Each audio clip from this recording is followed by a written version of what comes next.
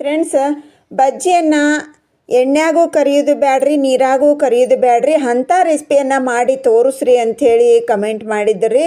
ಇದನ್ನು ಅವರಿಗೋಸ್ಕರ ಎಣ್ಣೆ ನೀರು ಇಲ್ಲದೇ ಯಾವ ರೀತಿಯಾಗಿ ನಾವು ಎಣ್ಣೆಯಲ್ಲಿ ಕರಿದೆ ನೀರಲ್ಲಿ ಕರಿದೆ ಪರ್ಫೆಕ್ಟ್ ಆಗಿರುವಂಥ ಬಜ್ಜಿಯನ್ನು ಮಾಡಬಹುದು ಅನ್ನೋದನ್ನು ನಾನು ತೋರಿಸ್ಕೊಡ್ತಾ ಇದ್ದೀನಿ. ಸ್ಕಿಪ್ ಮಾಡಿದ ಪೂರ್ತಿ ವಿಡಿಯೋನ ನೋಡಿರಿ. ತುಂಬ ಅಂದರೆ ತುಂಬ ಚೆನ್ನಾಗಿರುತ್ತೆ. ಮಾಡೋ ವಿಧಾನ ಕೂಡ ತುಂಬಾ ಸರಳನಾಗಿದೆ. ಹಾಗೆ ಇದು ಎಲ್ಲರಿಗೂ ಇಷ್ಟ ಆಗುತ್ತೆ. ಇಷ್ಟ ಇಲ್ಲ ಅನ್ನೋರೇ ಯಾರೂ ಇಲ್ಲ. ಇದಕ್ಕೆ ಒಂದು ಹನಿ ಕೂಡ ನಾವು ಎಣ್ಣೆಯನ್ನು ಯೂಸ್ ಮಾಡ್ತಾ ಇಲ್ಲ. ಆದರೂ ಕೂಡ ಪರ್ಫೆಕ್ಟ್ ಆಗಿರುವಂಥ ಬಜ್ಜಿಯನ್ನು ರೆಡಿ ಮಾಡ್ತೀವಿ. ಸೋಡಾ ಈನೋ ಏನನ್ನು ನಾವು ಬಳಸ್ತಾ ಇಲ್ಲ. ಅದು ಇಲ್ಲದೇ ಪರ್ಫೆಕ್ಟ್ ಆಗಿರುವಂಥ ಬಜ್ಜಿಯನ್ನು ಯಾವ ರೀತಿ ಮಾಡೋದಂತ ತೋರಿಸ್ಕೊಡ್ತಾ ಇದ್ದೀನಿ. ಸ್ಕಿಪ್ ಮಾಡದೆ ಪೂರ್ತಿ ವಿಡಿಯೋನ ನೋಡಿ. ಬನ್ನಿ ಬಂಧುಗಳೇ, ಗೋವಿಂದ ಸವಿರುಚಿ GVR ಆಲ್ರೌಂಡ್ ಚಾನಲ್ಗೆ ನಿಮಗೆಲ್ಲ ಸ್ವಾಗತ. ಸಬ್ಸ್ಕ್ರೈಬ್ ಮಾಡಿಕೊಡ್ರಿ ನನ್ನ ಚಾನಲ್ನ. ಹೊಸ ವಿಡಿಯೋಗಳಿಗಾಗಿ ಬೆಲ್ಲೈಕನ್ನ ಪ್ರೆಸ್ ಮಾಡಿ.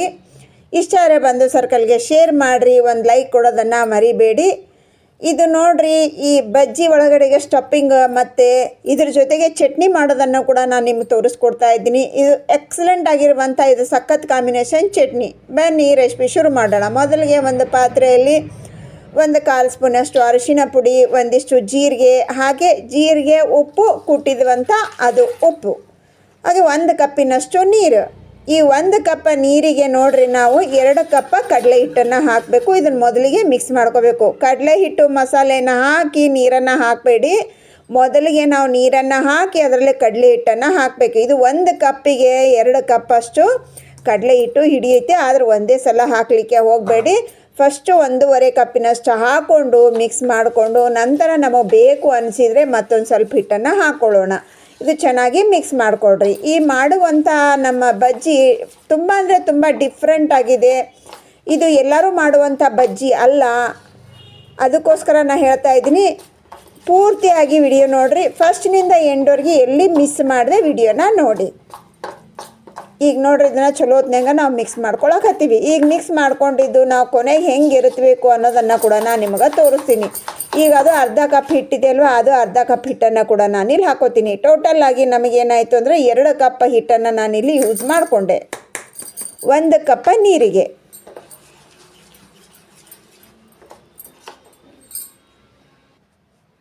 ಅಕಸ್ಮಾತಾಗಿ ನಿಮ್ದು ಏನಾದರೂ ಕಲಿಸ್ಬೇಕಾದ್ರೆ ಹಿಟ್ಟು ಗಟ್ಟಿಗಾಯಿತು ಅಂತಂದರೆ ಸ್ವಲ್ಪ ನೀರನ್ನು ಹಾಕ್ಕೊಳ್ರಿ, ಏನು ಮಾಡಲಿಕ್ಕಾಗಲ್ಲ.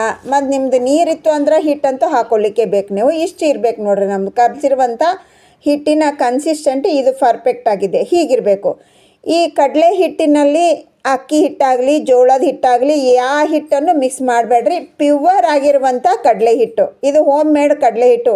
ಕಡಲೆಬೇಳೆಯನ್ನು ಬಿಸಿಲಿಗೆ ಹಾಕಿಬಿಟ್ಟು ಜಿನ್ನಕ್ಕೆ ಹಾಕ್ಸ್ಕೊಂಬಂದಿರುವಂಥ ಕಡಲೆ ಹಿಟ್ಟು ಬಂಧುಗಳೇ. ಇದು ನೀವು ರೆಡಿಮೇಡ್ ಹಿಟ್ಟನ್ನಾದರೂ ತೊಗೋಬೋದು, ಆದರೆ ಹಿಟ್ಟು ಪ್ಯೂವರ್ ಇರಬೇಕು. ಅದರಲ್ಲಿ ಏನು ಮಿಕ್ಸ್ ಇರಬಾರ್ದು. ಅಂದರೆ ಬಜ್ಜಿ ನಿಮ್ಮದು ಪರ್ಫೆಕ್ಟಾಗಿ ಬರುತ್ತೆ.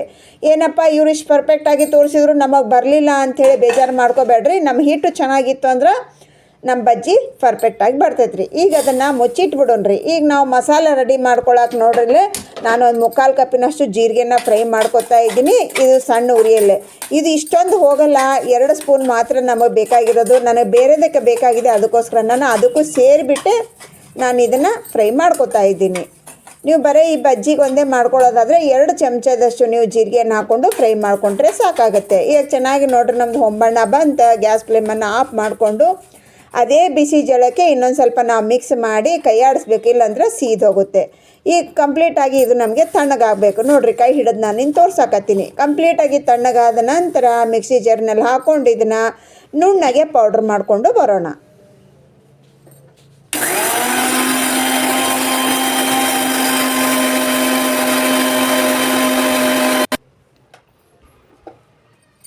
ಇದನ್ನು ನೋಡ್ರಿ, ಇವಾಗ ನುಣ್ಣಗೆ ಪೌಡ್ರ್ ಮಾಡಿಕೊಂಡು ಬಂದೆ. ಇಷ್ಟು ನೈಸ್ ಆಗಿರಲಿ ನಮ್ಮ ಪೌಡ್ರ್.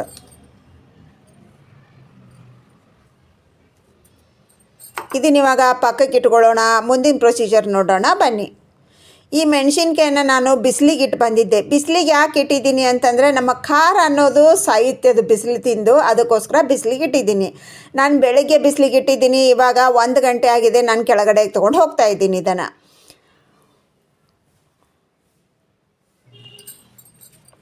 ಈಗ ಇದನ್ನು ನೀಟಾಗಿ ಮೊದಲಿಗೆ ಮೆಣಸಿನ್ಕಾಯನ್ನು ಚೆನ್ನಾಗಿ ಒರೆಸ್ಕೋಬೇಕು. ಅದ್ರ ಮೇಲೆಲ್ಲ ಡಸ್ಟ್ ಎಲ್ಲ ಇರೋದೆಲ್ಲ ನೀಟಾಗಿ ಕ್ಲೀನ್ ಆಗಬೇಕು. ನಾನು ಆಲ್ರೆಡಿ ತೊಳೆದು ಬಿಸಿಲಿಗೆ ಇಟ್ಟಿದ್ದೀನಿ. ಅದಕ್ಕೋಸ್ಕರ ಇವಾಗ ಮತ್ತೆ ನಾನು ತೊಳಿತಾ ಇಲ್ಲ. ನೀವೇನಾದರೂ ತೊಳೆದಿಲ್ಲ ಅಂದರೆ ಇವಾಗ ತೊಳಿಬೇಕು. ನೋಡಿರಿ ಇವಾಗ 12:44 ಆಗಿದೆ. ಅದು ಹೇಳಿದ್ನಲ್ಲ 1 ಗಂಟೆ ಆಗ್ತಾಯಿದೆ ಅಂಥೇಳಿ. ಇಲ್ಲಿ ನೋಡಿರಿ ಇದ್ರ ನಡಕಿಂದ ಬೀಜನೆಲ್ಲ ನಾನು ತೆಗಿತಾ ಇದ್ದೀನಿ ರೀ. ನಾನು ಬೆಳಗ್ಗೆ ಬಿಸಿಲಿಗೆ ಇಟ್ಟಿದ್ದೆ, ಇವಾಗ ನಾನು ತೊಗೊಂಡು ಬಂದಿದ್ದೀನಿ ಇದನ್ನು. ಒಂದು 3-4 ತಾಸು ಬಿಸಿಲು ತಿಂತು ಅಂದ್ರೆ ಅದು ಏನಾಗುತ್ತೆ, ನಮಗೆ ಖಾರ ಅನ್ನೋದು 90% ಕಮ್ಮಿ ಆಗುತ್ತೆ ರೀ. ಅದಕ್ಕೋಸ್ಕರನೇ ನಾವಿಲ್ಲೇ ಬೀಜ ಕೂಡ ತೆಗಿತಾ ಇದ್ದೀವಿ. ಬೀಜ ತೆಗೆದ್ರೂ ಕೂಡ ಅದರಲ್ಲಿರುವಂಥ ಖಾರ ಕೂಡ ಇನ್ನೊಂದು ಸ್ವಲ್ಪ ಕಮ್ಮಿ ಆಗುತ್ತೆ. ಸ್ವಲ್ಪ ಪ್ರಮಾಣ ಉಳಿಸಿ ಸ್ವಲ್ಪ ಪ್ರಮಾಣ ಬೀಜನ ನಾನು ತೆಗಿತಾ ಇದ್ದೀನಿ. ಪೂರ್ತಿ ಬೀಜ ಇಲ್ಲ, ಪೂರ್ತಿ ಸಪ್ಪೆ ಆದರೂ ಕೂಡ ಟೇಸ್ಟ್ ಚೆನ್ನಾಗಿರಲ್ಲ. ಈಗ ಎಲ್ಲನೂ ನೋಡಿರಿ ನಾನು ತೆಗೆದಿಟ್ಕೊಂಡು, ಈ ಬೀಜನ ಬಿಸಾಕಕ್ಕೆ ಹೋಗ್ಬೇಡ್ರಿ, ಇಟ್ಕೊಳ್ರಿ. ಈಗ ನಾವು ಡ್ರೈ ಮಾಡಿ ಕೂಡ ನಾವು ಚಿಲ್ಲಿ ಫ್ಲೇಕ್ಸ್ ಯೂಸ್ ಮಾಡ್ತೀವಲ್ವ, ಅದಕ್ಕೂ ಯೂಸ್ ಮಾಡ್ಕೋಬೋದು. ಆದರೆ ನನಗೆ ಇದಕ್ಕೆ ಬೇಕಾಗುತ್ತೆ. ಈಗ ಒಂದು ಕಪ್ಪಿನಲ್ಲಿ 1 ಚಮಚದಷ್ಟು ಹುಡುಗರಳೆ ಪೌಡ್ರ, 1 ಚಮಚದಷ್ಟು ಪುಡಿ ಉಪ್ಪು. ಇದು ನೋಡಿರಿ, ನಿಮಗೆ ಜೀರಿಗೆ ಪೌಡ್ರ್ ಎಷ್ಟು ಬೇಕೋ ಅಷ್ಟು ಹಾಕ್ಕೊಡ್ರಿ. ನಾನು ಇಲ್ಲಿ ಒಂದು 3 ಚಮಚದಷ್ಟು ಹಾಕೋತೀನಿ ರೀ.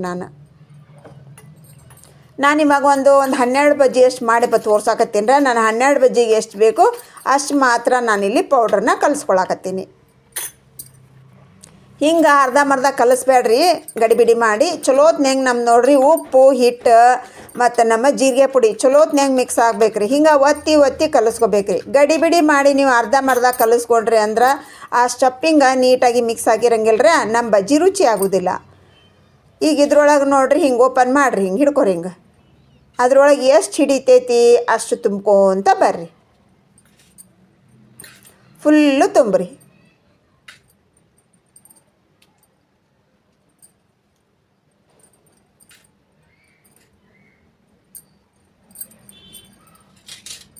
ಈಗ ನೋಡಿರಿ ಫುಲ್ಲು ತುಂಬಿ ಆಯ್ತು ನೋಡ್ರಿ, ಒಂದು ಫುಲ್ಲು ಫಿಲಪ್ ಆಯ್ತು ರೀ. ಇಷ್ಟು ಫುಲ್ಲು ತುಂಬಿ ಇಟ್ಬಿಡೋಣ್ರಿ ಅಲ್ಲೇ. ಇನ್ನೊಂದನ್ನು ತುಂಬಿ ತೋರಿಸ್ತೀನಿ ನೋಡಿರಿ. ಹಿಂಗೆ ಓಪನ್ ಮಾಡ್ಕೊರಿ. ಹಿಂಗೆ ಅದು ಎಷ್ಟು ಹಿಡಿತೈತೆ ಅಷ್ಟು ಸ್ಪೂನಿನಿಂದ ಹಾಕೋಂತ ಬರ್ರಿ. ನಾವು ಎಷ್ಟು ಸ್ಟಫಿಂಗ್ ಹಾಕ್ತೀವಿ ಜೀರಿಗೆ ಪುಡಿ ಅಷ್ಟು ನಮ್ಮ ಬಜ್ಜಿ ಅನ್ನೋದು ಘಮ ಅಂತಿರ್ತೈತೆ ರೀ. ಟೇಸ್ಟ್ ಮಾತ್ರ ಸಖತ್ತಾಗಿರ್ತೈತಿ.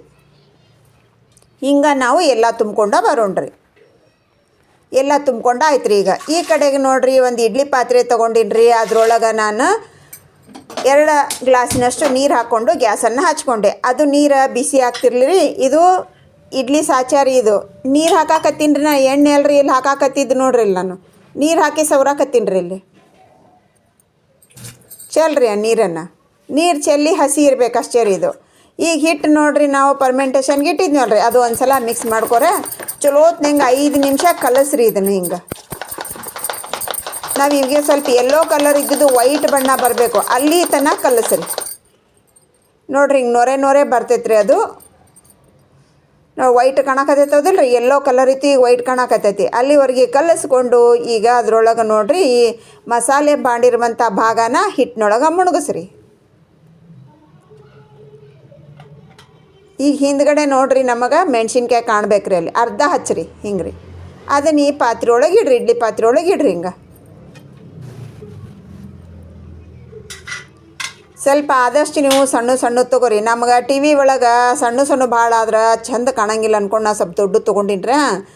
ನೀವು ಸ್ವಲ್ಪ ಸಣ್ಣ ಆ ಇಡ್ಲಿ ಪಾತ್ರೆ ಎಷ್ಟೈತಿ ಅಷ್ಟ ಮೆಣಸಿನ್ಕಾಯಿ ತೊಗೊರಿ ನೀವು. ಈಗ ನೋಡಿರಿ ಉದ್ದ ಆತಂದ್ರೆ ನಾನು ಸ್ವಲ್ಪ ಬೆಂಡ್ ಮಾಡಿ ಇಡ್ಬೇಕು ರೀ.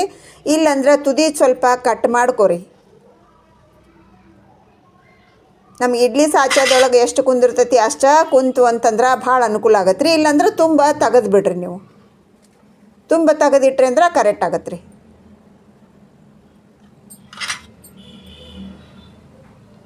ಹಿಂಗೆಲ್ಲಾನು ಹಿಂಗೆ ಇಟ್ಕೊಂಬರೋಣ್ರಿ. ನಾ ಈಗ 12 ಮಾತ್ರ ಮಾಡಿ ತೋರ್ಸಾಕತ್ತೀನಿ ರೀ. ಸ್ವಲ್ಪ ಬೆಂಡ್ ಮಾಡ್ಕೊರಿ. ಇದು ಸ್ವಲ್ಪ ಹೊರಗೆ ಬರಕತ್ತೈತೆ ರೀ ಅದು. ಈಗ ಇಲ್ಲಾಂದ್ರೆ ಇಷ್ಟು ತುದಿ ಕಟ್ ಮಾಡಿಕೊಂಡು ಉದ್ದ ಭಾಳ ಇತ್ತಂದ್ರೆ ತುದಿ ಕಟ್ ಮಾಡ್ಕೊರಿ. ಭಾಳ ದೊಡ್ಡದಿತ್ತಂದ್ರೆ 2 ಮಾಡ್ಕೊರಿ ಅದ್ರಾಗ. ಈಗ ಇದ್ರ ಮೇಲೆ ನಾ ಮೆಣಸಿನ್ಕಾಯಿ ಬೀಜ ತೆಗೆದಿಟ್ಟಿದ್ನಲ್ರಿ ಅದನ್ನು ಹಾಕೊಳಕತ್ತೀನಿ ನೋಡಿರಿ. ನಿಮಗೆ ಬೇಕಂದ್ರೆ ಹಾಕೋರಿ, ಬ್ಯಾಡಂದ್ರೆ ಹಂಗೆ ಮಾಡ್ಕೊರಿ. ನಾನು ನೋಡೋಕೆ ಚಂದ ಅನ್ನಿಸ್ತೈತಿ, ಮಕ್ಕಳು ಎಂಜಾಯ್ ಮಾಡ್ಕೊತ ತಿಂತಾರೆ ಅಂದ್ಕೊಂಡು ಹಾಕೀನಿ ರೀ ನಾನು. ನೀವು ಹಂಗೆ ಕೂಡ ಮಾಡ್ಕೋಬೋದು. ಇಲ್ಲಿ ನೋಡ್ರಿ ಇದು ಹೋಲಿನ ಭಾಗದ ಮೇಲೆ ನಮ್ಮ ಈ ಬಜ್ಜಿದು ಬರ್ಬೇಕು ರೀ. ಈಗ ಹಂಗೆ ಇಲ್ಲಿ ನೋಡ್ರಿ ಇದನ್ನು ಹೋಲಿ ಇದ್ರ ಕೆಳಗೆ ಹಿಂಗೆ ಹೋಲ್ ಬರ್ಬೇಕು ರೀ. ಹಿಂಗೆ ಅಪೋಸಿಟಾಗಿ ಇಟ್ಕೊತ ಬರ್ಬೇಕು ರೀ ನಾವು.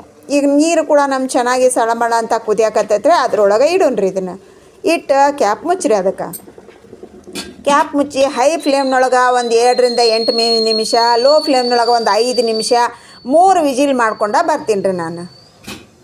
ನಮ್ಮದು 1 ವಿಜಿಲ್ ಆಗನ ಅದು ಓಪನ್ ಆಗಿಬಿಡ್ತೈತಿ. ಮತ್ತು ನಾವು ಪ್ರೆಸ್ ಮಾಡಿ ಹಿಡ್ಕೋಬೇಕ್ರಿ. ಒಂದೊಂದು ವಿಜಿಲಕ್ಕೆ ನಮ್ಮ ಇಡ್ಲಿ ಕುಕ್ಕರ ಓಪನ್ ಆಗಿಬಿಡ್ತೈತ್ರಿ. ಅದು ನೋಡಿರಿ ಹಿಂಗೆ ಓಪನ್ ಆಗಿಬಿಡ್ತೈತ್ರಿ. ಅದು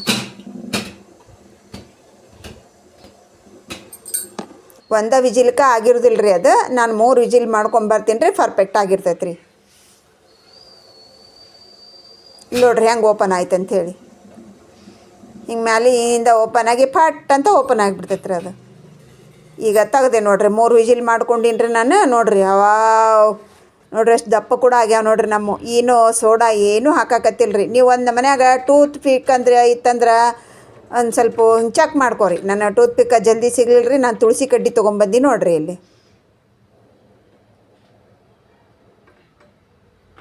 ನಾವು ಟೈಮ್ ಹಚ್ಚಿ ಮಾಡೋದ್ರಂದ್ರೆ ಚೆಕ್ ಮಾಡೋ ಅವಶ್ಯಕತೆಯೂ ಇರಂಗಿಲ್ಲ ರೀ. ನೋಡಿರಿ ಏನು ಹತ್ತಾಕತ್ತಿಲ್ಲ ರೀ. ನೀಟಾಗಿ ಐತ್ರಿ ನಮ್ದೀಗ. ಇದನ್ನು ಹೊರಗೆ ತಗೊಂಬಿಡೋಣ್ರಿ. ಆವಾಗಲೇ ನೀವು ಮ್ಯಾಲಿನ ಕಲರ್ ನೋಡಿದ್ರೆ ಗೊತ್ತಾಗತ್ತೆ ಇದು ಆಗೈತಿ ಇಲ್ಲ ಅಂಥೇಳಿ. ಒಂದು 8 ನಿಮಿಷ ಹೈ ಫ್ಲೇಮ್ನಲ್ಲೇ, 5 ನಿಮಿಷ ಲೋ ಫ್ಲೇಮ್ನಲ್ಲೇ ಮಾಡ್ಕೊಂಡ್ರಿ. 3 ವಿಜಿಲ್ ಮಾಡ್ಕೊಂಡ್ರಿ ಅಂದ್ರೆ ಪರ್ಫೆಕ್ಟ್ ಆಗತ್ತೆ ರೀ. ಈಗ ಇದನ್ನು ನೋಡಿರಿ ನಾವು ಇಮಿಡಿಯೇಟಾಗಿ ತೆಗೆದು ಬೇಡ್ರಿ. ಅದ್ರ ಮೇಲೆ ನಾನು ನೋಡಿರಿ ಹಿಂಗೆ ಮುಚ್ಚಿಡಾಕತ್ತೀನಿ ನೋಡಿರಿ. ಹಿಂಗೆ ಮುಚ್ಚಿಡೋದ್ರಿಂದ ಆರಾಮಾಗಿ ಬರ್ತೈತಿ ರೀ ನಮ್ಗೆ. ಇಡ್ಲಿ ಪಾತ್ರೆಗೆ ಏನೂ ಹತ್ಕೊಳ್ಳಂಗಿಲ್ಲ ರೀ. ಹಿಂಗೆ ಡಬ್ಬ ಹಾಕ್ರಿ.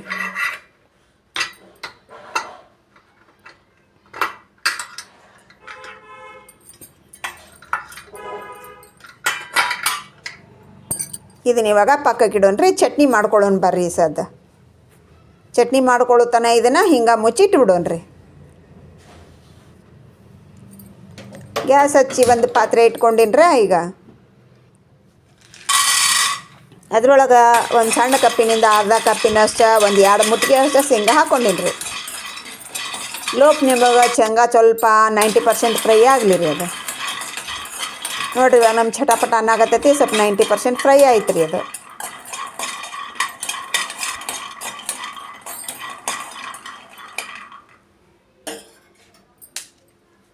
ಈಗ ಇದ್ರೊಳಗೆ ನೋಡಿರಿ ನಾವು ಶೇಂಗಾ ಎಷ್ಟು ತೊಗೊಂಡಿವಲ್ಲ ರೀ ಅದಕ್ಕಿಂತ ಸ್ವಲ್ಪ ಕಮ್ಮಿ ಹುರ್ಗಡ್ಲೆ ತೊಗೊಂಡ್ರೆ 2 ಮೆಣಸಿನ್ಕಾಯಿ ಸ್ವಲ್ಪ ಕಟ್ ಮಾಡಿ ಹಾಕೋರಿ. ಅಂದ್ರೆ ಸಿಡಿಯಂಗಿಲ್ಲ ರೀ. ಸ್ವಲ್ಪ ನಾವು ಓಪನ್ ಮಾಡಿ ಹಾಕೋಬೇಕ್ರಿ. ಒಂದು ಮೆಣಸಿನ್ಕಾಯಿ ಯಾವತ್ತಿಗೂ ಹುರಿಬೇಕಂದ್ರೆ ಇಡೀದಾಗ ಫುಲ್ ಹಾಕೋಬೇಡ್ರಿ. ಫಟ್ ಅಂತ ಸಿಡಿತಾವ್ರಿ ಅವು. ಲೋ ಫ್ಲೇಮ್ನೊಳಗೆ ಚಲೋ ಹೊತ್ನಂಗೆ ಇದನ್ನು ನೋಡಿರಿ ಸ್ವಲ್ಪ ಹೊಂಬಣ್ಣ ಬರಲಿ ರೀ. ನಮ್ಮ ಶೇಂಗಾ ಎಲ್ಲ ಚಲೋ ಹೊತ್ನಂಗೆ ಫ್ರೈ ಆಯ್ತು. ಈಗ ಗ್ಯಾಸನ್ನು ಆಫ್ ಮಾಡ್ಕೊಂಡಿನ್ರೆ. ಅದು ಗ್ಯಾಸ್ ಆಫ್ ಮಾಡ್ಕೊಂಡ್ರು ಒಂದು 1/4 ಸ್ಪೂನಷ್ಟು ಜೀರಿಗೆ ಹಾಕ್ಕೊಂಡಿನ್ರೆ. ಅದೇ ಜಳಕ ಜೀರಿಗೆ ಅನ್ನೋದು ಫ್ರೈ ಆಗತ್ತೆ ರೀ. ಅದು ಈಗ ಇದ್ರೊಳಗೆ ನೋಡಿರಿ ಒಂದು 4 ಎಸಳಷ್ಟು ಬೆಳ್ಳುಳ್ಳಿನೂ ಹಾಕೋತೀನಿ ರೀ. ನಂತರ ಇದು ಕರಿಬೇವು ನೋಡಿರಿ. ಎಳೆದಿರುವಂಥ ಫ್ರೆಶ್ ಇರುವಂಥ ಮುದ್ದಾಗಿರುವಂಥ ಕರಿಬೇವು ನೋಡಿರಿ ಎಷ್ಟು ಎಳೆದೈತಿ. ಇವಾಗ ಹುಟ್ಟುತ್ತಾ ಇರೋ ಕರಿಬೇವು ರೀ. ಅದು ಒಂದು 2 ಗಡ್ಡೆ ಅಷ್ಟು ಹಾಕ್ಕೊಂಡಿನಿ ರೀ ನಾನು. ಭಾಳ ಅಂದ್ರೆ ಭಾಳ ರುಚಿ ಇರ್ತೈತೆ ರೀ ಇಂಥ ಕರಿಬೇವು ಹಾಕಿದ್ವಿ ಅಂದ್ರೆ. ನಾವು 4 ಬೆಳ್ಳುಳ್ಳಿ ರೀ. ನಿಮ್ಮ ಭಾಳ ದಪ್ಪ ಇತ್ತಂದ್ರೆ 2 ಹಾಕೋರಿ. ಹಾಕ್ಕೊಂಡು ಮಿಕ್ಸ್ ಮಾಡಿರಿ. ಹಿಂಗೆ ಅದ ಬಿಸಿಗೆನ ಆಗತ್ತೆ ರೀ. ಅದು ಈಗ ಕಂಪ್ಲೀಟಾಗಿ ತಣ್ಣಗಾಗೈತೆ ನೋಡಿರಿ. ಕೈ ಹಿಡಿದು ತೋರ್ಸಕತ್ತೀನಿ ನಿಮಗೆ ನಾನು. ಈಗ ಅದನ್ನು ನಾವು ಮಸಾಲೆ ಮಾಡ್ಕೊಂಡಿದ್ದು ಮಿಕ್ಸಿ ಜಾರ್ನೊಳಗೆ ನಾ ಹಾಕ್ಕೊಳಕತ್ತೀನಿ ರೀ. ಜೀರಿಗೆ ಪೌಡ್ರ್ ಮಾಡ್ಕೊಂಡಿದ್ವಲ್ಲ ರೀ ಅದ್ರೊಳಗೆ. ಇದು ನೋಡಿರಿ ಹುಣಸೆ ಹಣ್ಣು ರೀ. ಸ್ವಲ್ಪ ಹುಣಸೆ ಹಣ್ಣು ಸ್ವಲ್ಪ ಬೆಲ್ಲ ಸ್ವಲ್ಪ ಜಾಸ್ತಿನೇ ಹಾಕ್ಕೊಡ್ರೆ ಅಂದ್ರೆ ರುಚಿ ಭಾಳ ಇರ್ತೈತೆ ರೀ. ಅದು ರುಚಿಗೆ ಅನುಸಾರ ಉಪ್ಪು ರೀ. ಉಪ್ಪನ್ನು ಸ್ವಲ್ಪ 1/4 ಸ್ಪೂನ್ ಹಾಕೋರಿ. ಸ್ವಲ್ಪ ನೀರು ಹಾಕ್ಕೊಂಡು ಇದನ್ನು ತರಿಯಾಗಿ ರುಬ್ಕೊಂಡು ಬರೋಣ್ರಿ.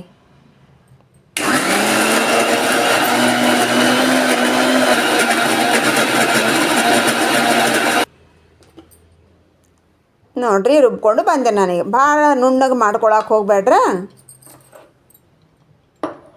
ಸ್ವಲ್ಪ ರಫ್ ಇರಲಿ ರೀ. ಹಿಂಗಿರ್ಬೇಕು ನೋಡಿರಿ.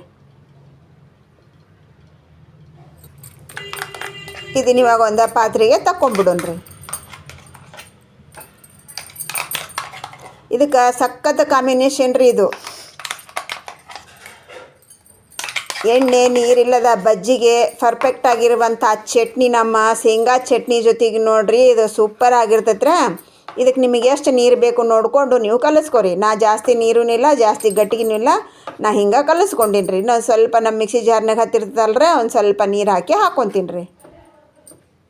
ನಿಮಗೆ ಇನ್ನೊಂದು ಸ್ವಲ್ಪ ನೀರು ಬೇಕಂದ್ರೂ ಮಾಡ್ಕೊಬಹುದ್ರಿ. ನಿಮ್ಮ ಇಷ್ಟದ ಪ್ರಕಾರ ಗಟ್ಟಿ ತೆಳುವ ಮಾಡ್ಕೊರಿ ನೀವು. ಇದಕ್ಕೆ ಒಗ್ಗರಣೆನೂ ಕೊಡೋಂಗಿಲ್ಲ, ಏನೂ ಕೊಡೋಂಗಿಲ್ಲ ರೀ. ಇಷ್ಟ ರೀ ನಮ್ಮ ಚಟ್ನಿ. ಅದ್ರ ಮೇಲೆ ನೋಡಿರಿ ಸ್ವಲ್ಪ ಲಾಸ್ಟಿಗೆ ಕೊತ್ತಂಬರಿ ಅಂತ ಹಾಕಿದ್ದೀನಿ ರೀ. ಅದು ಕೊತ್ತಂಬರಿ ಕೂಡ ಬ್ಯಾಡ್ರಿ, ಒಂದು ಸ್ವಲ್ಪ ಹಾಕೋತೀನಿ ರೀ, ಸಾಕ್ರಿ ನಮಗಿಷ್ಟು. ಈಗ ಇದನ್ನೀಗ ಬಜ್ಜಿ ತೆಗಿನೂ ಬರ್ರಿ ನಾವೀಗ.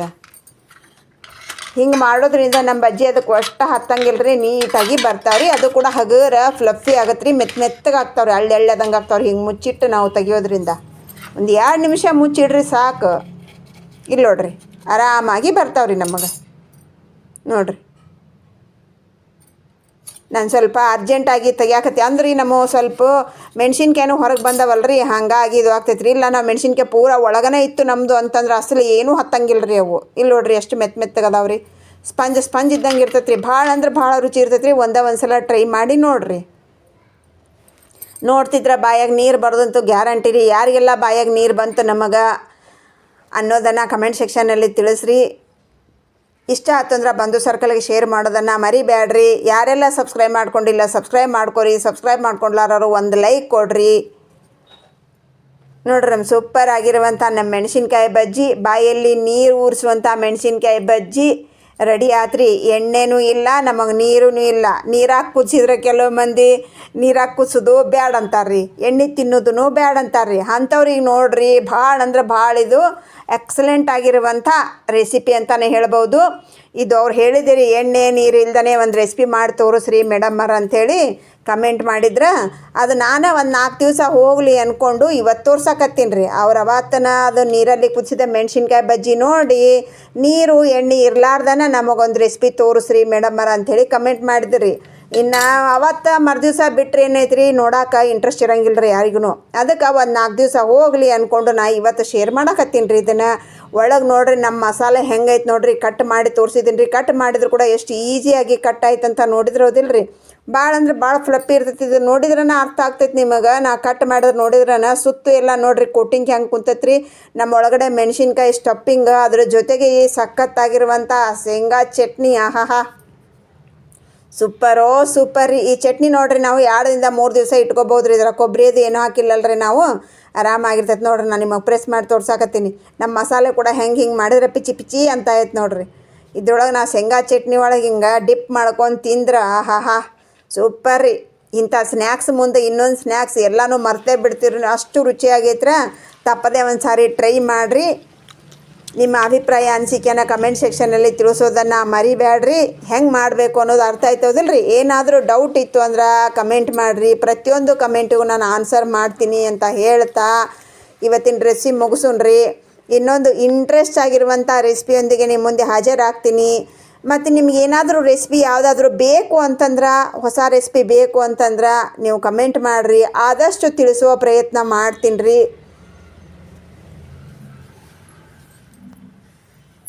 ಸೂಪರ್ ಆಗಿರುವಂಥ ಈ ಮೆಣಸಿನಕಾಯಿ ಬಜ್ಜಿ ಮಾಡಿರಿ. Thanks for watching. ಬಾಯ್.